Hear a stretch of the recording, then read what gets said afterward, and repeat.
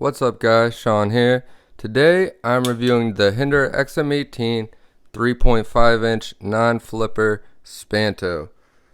Now these non-flipper variants of the XM18 are a newer offering. Traditionally the XM18 comes with a flipper tab as the main means of deployment.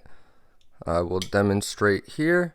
This is a Hinderer XM18 3.5 inch harpoon Spanto. So there you can see this is how the flipper tab works. This is a generation 6, so this is a tri-way pivot version of the XM18. It is said that some of the earlier models did not have a very good detent and did not have a very good flipping action, and that people actually had to add wrist to get the knife to deploy. But with these newer generation models and these tri-way models, that is definitely not the case. This knife flips extremely well. Some people find the flipper tab on these overly aggressive and very uncomfortable, and also kind of non-conventional in the way that they are shaped.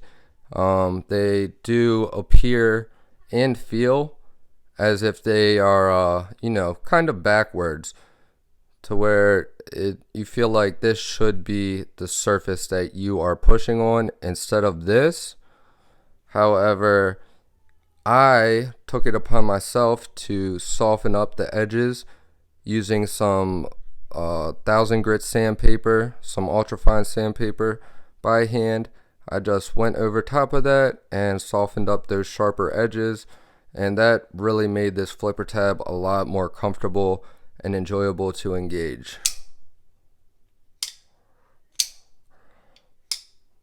Now with the standard XM18 configurations, you still can thumb flick this knife, and you also can middle finger flick the knife. So you're not limited to the flipper tab. However, this is probably one of my favorite knives to flip because that flipper action is really that good. Another issue that people seem to have with these flipper tabs is that it sticks out a good bit. So that might bother some people when it's in pocket. You reach your hand down into your pocket to grab something, and that is hidden into your hand or other things that might be in your pocket. I haven't had this issue because I usually don't put anything else in my knife pocket, but some people might find that uncomfortable. The XM18 non-flipper takes care of all those issues, and this knife offers excellent ergonomics just like the standard XM18 does, but the only difference is you don't have that big flipper tab. Alright guys, so you might be wondering, what is a Spanto blade? A Spanto blade is a hybrid between a Tanto and a spear point, and was developed by Rick Hinderer in 2004. He says that it's a blade with the profile of a spear but the grind of a Tanto. So if you take a look right here at the grind, where it gets nice and thick towards the tip right here, just like you would see on a Tanto, that is going to add to the durability and increase the strength of the tip of this knife. And just as we have on all Rick Hinderer knives, the thumb studs double as blade stops. And what that's going to do is that's going to help take some of that lateral tension away from the pivot and transfer it to the scales instead. And that's going to help prevent any breakage or blade snapping. So that's another design feature that's going to increase the strength and durability of this knife. Alright guys, so we have a blade length of 3.5 inches and a cutting edge of 3.25 inches. And as you can see here, this is not the factory bevel. These knives come with a 28 degrees per side edge bevel, and I actually laid this one back, reprofiled it to 20 degrees per side, which is going to help increase this cutting performance and help this thing slice a little bit better, because as we know, these Rick Hinderer knives, they are built to be tough, and they are not really designed to be the most sliciest knives out there. Now, getting into the build quality, this thing is really well made. We have a titanium frame lock with a steel lock bar insert, and that's going to help prevent any type of lock stick whatsoever. Very smooth disengagement. And one thing I really like about these is that it is cut away a little bit on the inside of the scale on the show side, and then you have some nice not overly aggressive jimping right there, so you can have that good amount of space to get your thumb down in there, and then nice grip to keep your thumb in place when you're pushing that over. And that's also accompanied by, if you see on the blade tang right there where that is hitting my thumbnail, that is gonna prevent you from having this blade come down on your thumb and end up cutting you, like you see the cut I have healing up right here, and then it drops shut just like that. Super smooth. Probably one of the most smooth bearing folder actions I've ever felt. Insane. We also have the lock bar stabilizer, which is going to act as a over travel stop and keep you from overextending this lock bar and unspringing the tension. So that's nice to see. We have a right hand tip up, tip down, reversible pocket clip, and these pocket clips are very solid. When you're digging your fingers down into it, there's no flex whatsoever. Very solid, goes in and out of pocket with no problems. It's not deep carry, but it works perfectly fine for me, and I actually think these pocket clips are pretty good. Now, the ergonomics on this knife are absolutely fantastic. You can either have a full grip back here. Now I have a size large hand, and my hand fits this knife like a glove. But you also have this front finger choil right here, so you can choke up on it if you would like to. It's nice having that option. I find myself using this position to cut quite often, and that kind of prevents me from cutting something and then running into the finger choil with the material and getting caught up in there. So if my finger's right there, then that kind of ensures that whatever I'm cutting is going to stay, in the blade path. So there's that. These feature a good amount of jimping, but it is well spaced out, and it's not overly aggressive, so it offers a good amount of grip, but it does not I don't find this to tear up my hands or anything whatsoever. And it's also going to allow you to have really good grip and control when you're wearing gloves, especially this lock bar. Having this jimping and having good access right here, that is going to make operating this knife with gloves possible, to put it simply.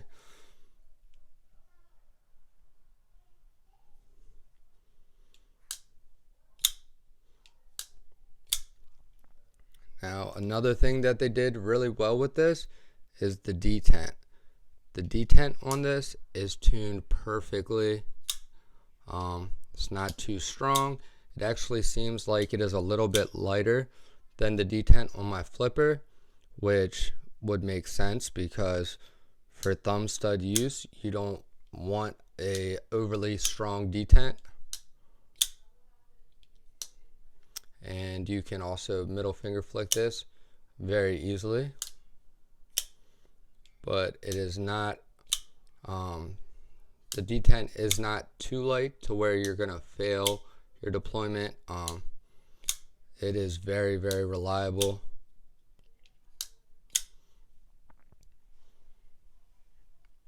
And taking a look at the blade here, we have a very nice aggressive stone wash, and that's going to do an excellent job at hiding wear and tear from, you know, regular use. It's not going to hide your deeper scratches, but it will definitely conceal you know, the minimal wear and tear.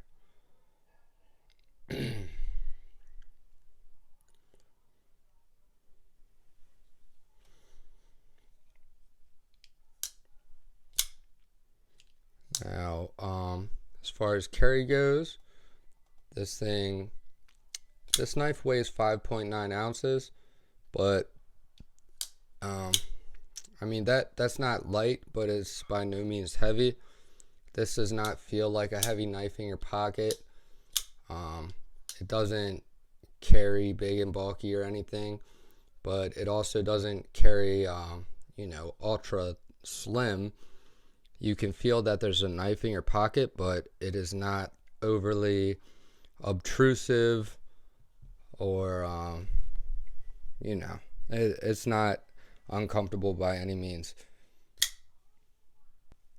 So when it comes to fit and finish, this knife provides exactly what you would expect from Rick Hinderer.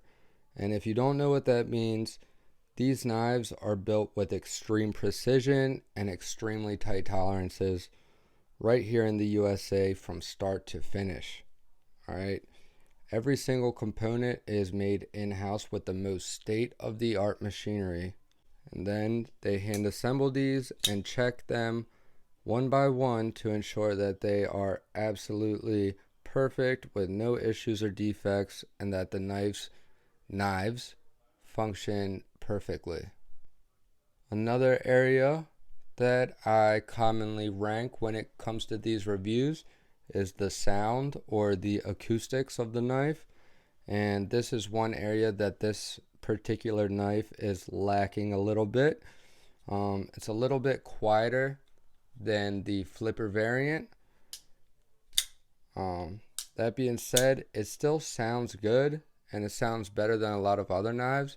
It just doesn't have that metal on metal clank kind of sound that I really like. It's a more little bit quieter, a little bit more reserved sound from the lockup on this one. There's really only two drawbacks when it comes to this knife, and that's going to be the same two drawbacks that are common with all Hinderer knives, and those two being the price and the sliciness or the cutting ability. So all of these, the XM18 comes in two different sizes. Comes in 3-inch and 3.5-inch, and then you can get flipper or non-flipper variants. You can get choil or no finger choil variants, and then there is probably 5 different blade shapes. You have different blade finishes, and probably 3 or 4 different blade steels. I know he uses M390, 20 CV. He does a couple in 3V. A lot of the older ones were done in S35VN. And I think that is pretty much it for what I've seen so far. Besides the vintage series, I forget what the steel is that those are in, but that is another type of tool steel. So there's lots of options, and they all retail for $425, and that is definitely not cheap. But if you compare it to other 100% made in the USA knives that are, of this caliber, that use the same premium materials and have the same build quality, same fit and finish, you're gonna be in that price range no matter what. So I can't really fault them there. It does cost a lot of money to produce a knife like this to this quality and with this tight of tolerances, all in-house in the USA. So can't really hold that against them. And then number two being the cutting abilities and the sliciness of these. These are designed to be tactical hard use folders, so they are not intended to be necessarily a slicey light duty EDC knife. These are meant to withstand really brutal conditions and a lot of hard use and abuse. And the thing is that most people that buy these knives are not buying these to use them to their full potential, because let's face it, who wants to beat up a $425 knife? I know I don't. If I had unlimited funds, sure, I would do it in a heartbeat, because I know this knife can handle it. So it wouldn't hurt my feelings. And I do put my personal Hinderer knife through its paces, but I still I don't abuse it. I still try to keep it nice. Now that all being said, when it comes to blade grinds, it's all about give and take. What we have here is Rick Hinderer tried to find as good of a balance as possible for cutting performance while maintaining an extremely durable, tough blade that's going to withstand prying and any type of really heavy duty use that you can think of. So this is going to cut extremely good compared to other knives that are designed specifically towards really hard use.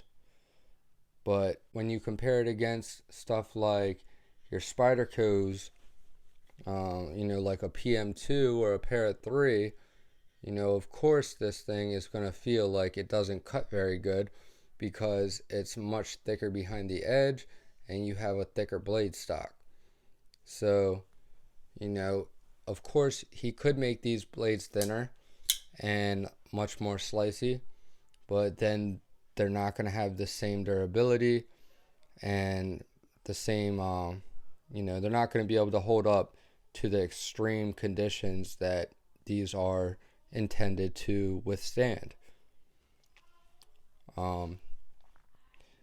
Now, if you really love your Hinderer knives, but you do really want to get it to cut better, he does offer a slicer grind, which is intended basically with a geometry to cut a little bit better. But I've tried out that grind, and I can tell you it is by no means exactly slicey. So one option you have is to lay your edge back like I did here, and then your other option is to get a regrind. Now, getting a regrind done will void your warranty, but rumor has it Crine regrinds do not void the warranty, and you can get, you know, a nice hollow grind put on something like this, or a compound hollow grind, and this thing will turn into a laser beam. Crine regrinds look amazing, and yeah, so that's an option you have. But straight out of the box, I just don't want to lead anybody the wrong way. Don't expect this to be a laser beam when it comes to cutting cardboard and, you know, stuff like that. So hope this clears up anything that you guys might be wondering about these amazing knives. I do highly recommend them. They are extremely addicting when it comes to their action and fidgeting. Very, very, very amazing action. Super smooth. Have absolutely no blade play whatsoever in any direction. It is locked up like a bank vault. You know, drop shut. Super smooth. Feels good in hand. Really not much to complain about here, guys. These are amazing, amazing knives. And if you haven't already, make sure you are subscribed, because I have a badass giveaway coming up when I hit 1,000. And hit that notification bell also, so you can be notified when I put up my official entry video, so you don't miss out on the chances to win some amazing prizes. I have 3 giveaway packages put together, so it will be 3 winners, and each one of those packages has some awesome prizes. So thank you guys for watching, and as always, stay tuned, and I will see you guys in the next one.